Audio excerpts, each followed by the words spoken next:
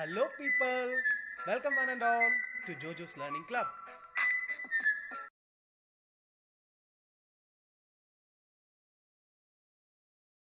Hello guys, welcome back to my channel once again, Jojo's Learning Club. So this is the part 3 on binomial series. On my previous two videos, I have discussed on how to find the binomial expansion of a binomial series using Pascal's triangle, right? And we have also done some work problems using that, but we had some limitations in it. What was that? In that, using Pascal's triangle, we can't find for a binomial expression raised to any power. We can only find when the binomial expression is raised to values from n equal to 0 to 7.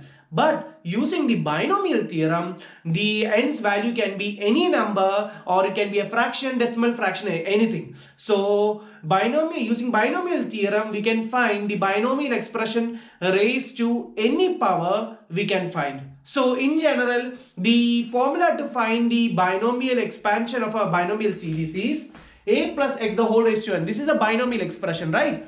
Then the power is raised to n. This n can be a fraction, decimal number, positive or negative integer. And the expansion is like this. A raised to n into a raised to n minus 1 into x. That is the, as I said, the first term gets on decreasing and the second term goes on increasing. So when n is 5, what it would be?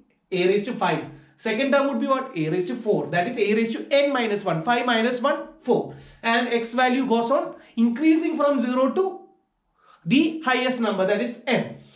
The coefficients are written as, the first term is having coefficient what? 1. Second term coefficient is what? N.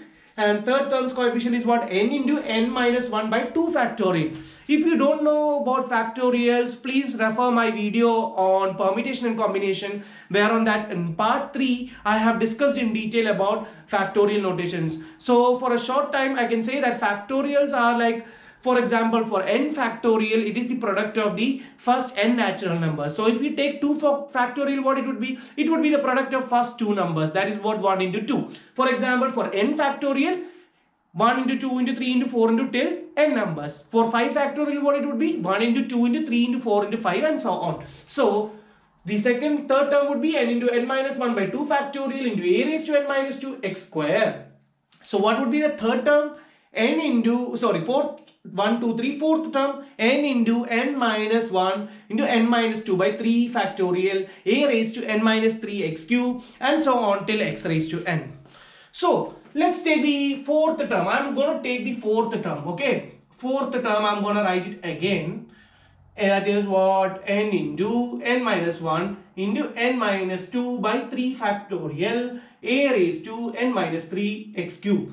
So you can see any relation between the fourth term here, some similarities. You can see that the number 3 is evident when taking fourth term. And this was 4 factorial, okay? I wrote it wrong.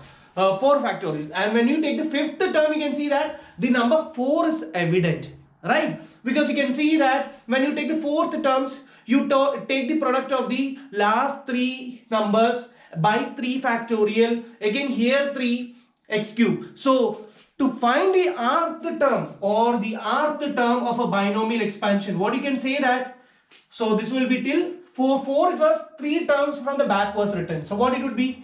N into n minus 1 into n minus 2 till what? R minus 1 terms, right? And what it would be? Here a raised to n minus 4, it was here, it was what? 4 minus 1, right? So if it is r, what it would be? N minus r minus 1. Again here what it is? 3 is written, right? What is that actually? 4 minus 1. So what I can say? Into, x raised to r minus 1 I can say, right? Again, you can also see here that 3 factorial. What is this 3 factorial? That is what? 4 minus 1 factorial actually it is. So for rth term, what it would be? R minus 1 factorial. I hope it's clear. I will explain it once again. So when you take the fourth term, you can see that the number 3 is evident everywhere. Also, when you take the fifth term, you can see that the number 4 is evident everywhere. What do I mean by evident everywhere? You can see that fourth term, you can see that it is divided by 3 factorial. That is one number less than the 4. and the product of these numbers for the coefficient to find, it is actually what, n into n minus 1 into n minus 2. So it is taken the product of last three numbers. That if it is 7, value of n is 7, what it is taken actually 7 into 6 into 5, that is last three numbers. Also it is divided by a number 3 factorial, again 1 less than 4. So here also the 3 is evident. What about here? It is actually what, 4 minus 1. Again here also n is subtracted. 3 is subtracted from n. Again for the number term x also you can see that it is cube. So if you want to get the rth term, so without doing all these expansion, just to find the rth term of an expression, what you can do actually, you can just from the last term n into n minus 1 into n minus 2 into up to r minus 1 terms. Here it was fourth term, so we took till 3 terms. So for rth term what it would be, till r minus 1 terms, divided by what, r minus 1 factorial. Okay, again here a raised to n minus 3 it is. That is what actually 3 is what, 4 minus 1. So if it is r, what it would be, n minus r minus 1. Again for x, what it is, x cube. What is that x cube? X raised to 4 minus 1. That is again x raised to r minus 1. So without all these binomial expansions, if you want to just find a term in that series, what you have to do, you can just find using this formula. Also, if you know combinations, you can simplify this term together and write this as NCR minus 1. That is selecting R minus 1 objects from N. This formula is somewhat similar to the formula in combination. Okay, so you can directly write that like this, into A raised to N minus R minus 1 into X raised to R minus 1. Okay, let's find some expansions, some terms without doing expansion. Let's say I want to find the fifth term, or I have to get the fourth term. We will use these formula to find the fourth term. So I'm going to use this fourth term. So what would be the formula? You know already that what it would be, that here it should be n into n minus 1 into up to r minus 1 terms. So 4 n into n minus 1 into n minus 2. So this is now only 3 terms, right? Fourth term would be, I'm going to find, fifth term in it. So fourth term, yeah, 4.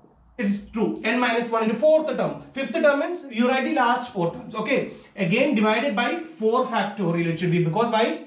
R minus 1 factorial, 4 factorial. Again what it would be here?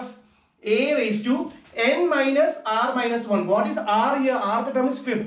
5 minus 1, that is what? N minus 5 minus 1 is 4. So a raised to n minus 4 into x raised to r minus 1, that is what? X raised to 4. So this will be the fifth term in the expansion. I hope it's clear. Now we'll do some problems, then you'll get a better understanding. You don't have to worry about all these things. We'll just do some problems and make you understand better about these topics. Also, remember that when the value of n is 1, n is even, what is the thing? You have only, how many terms are there? N plus 1 terms are there. So to find the middle term, what it is? N plus 1 by 2, you will get the middle term. So for example, if n is 10, okay, what are the middle terms in here? N equal to 10, 10 plus 1, 11 by 2. So 6 is the middle term. Oh, you have to, if a question is asked, to find only the middle term of the series without doing expansion. So which term you have to find actually? The sixth term in it. Again, if n is 12, then, n is even, we already discussed. If n is 13, so what are these terms? What are the middle terms? In total, how many terms will be there? If n is 13, 13 plus 1, 2, 14 by 2. Yes, there are 7 terms, right? So 7 terms means, let's write all these. 1, 2, 3, 4, 5, 6, 7, 8, 9, 10, 11, 13, 12, 13, 14. So which are the middle terms? 7 or 6? Both are middle terms. So if it is said when to find n equal to 13, then to find the middle terms, which all terms you have to find? You have to find 7th term and 8th term. Please note that. So if it is asked to find the middle terms of the expansion, you have to find both the terms if n equal to 13, not 7, only 7, or not only 8. You have to find both 7 and 8. But when n is even, it is easy to find. You just have to find the 6th term when n equal to 10.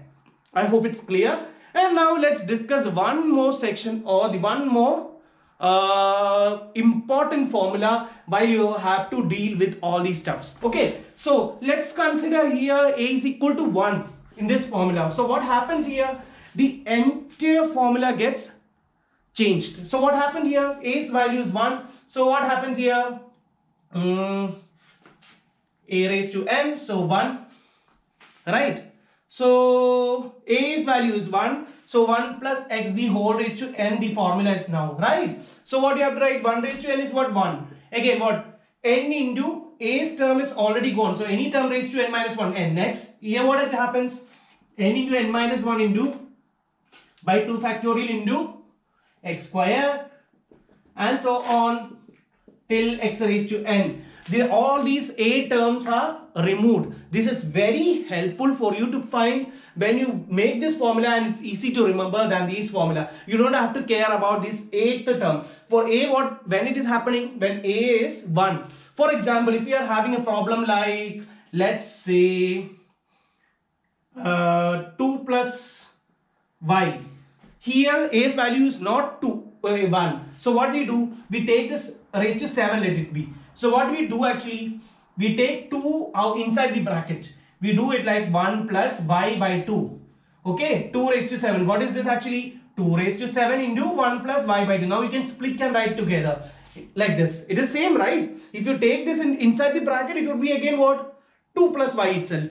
Now it is in the form what? 1 plus x the whole raised to n, and you just have to find using this formula. It is a very easy method to find without doing all these lengthy multiplication, or here a much way easier process than this. And this is also valid. There is one more condition for that, where this formula is valid when the value of x is less than 1. That is, if the value of x lies between minus 1 less than x greater than x greater than minus 1 but less than 1. So this formula is valid when the value of x is less than 1 but greater than minus 1. X is greater than minus 1 but less than 1. So that is mod x less than 1. So this formula is valid when mod x is less than 1. Mod x is what? Minus and plus. Okay, that's why I have written like a mod x. Also, one more important step to do is that when the value of x is very small, it's like very small, you can approximate these equation as 1 plus x the whole raised to n as simply 1 plus nx. You don't have to do all these lengthy process, but this formula is used when the value of x is very small compared to 1. When compared to 1, the value of x is like 0.0005, 0.04 zeros and 5. Then you don't have to do all these expression. You can just directly apply that what? 1 plus nx to find your final answer. So in this video, we have just discussed on how to deal with binomial theorem, or binomial theorem, how to find answers using binomial theorem. You also know that, let's discuss once again, what is that? A plus x the whole raised to n expansion is given here, and this expansion, what you have to remember, it's very easy. You don't have to just by heart it, you can just understand it. You can see that as the first term goes on decreasing, from moving from left to right, and the second term, what happens? It increases from moving from left to right. And what about the coefficient? If for the first term it is 0, for the 1, for the second term it is n, for the third term what it is? The last two terms by 2 factorial, and for the fourth term what it would be? Last 3 terms by 3 factorial, and for the fifth term what it would be? Last 4 terms by 4 factorial, and so on until the last term. I hope it's clear.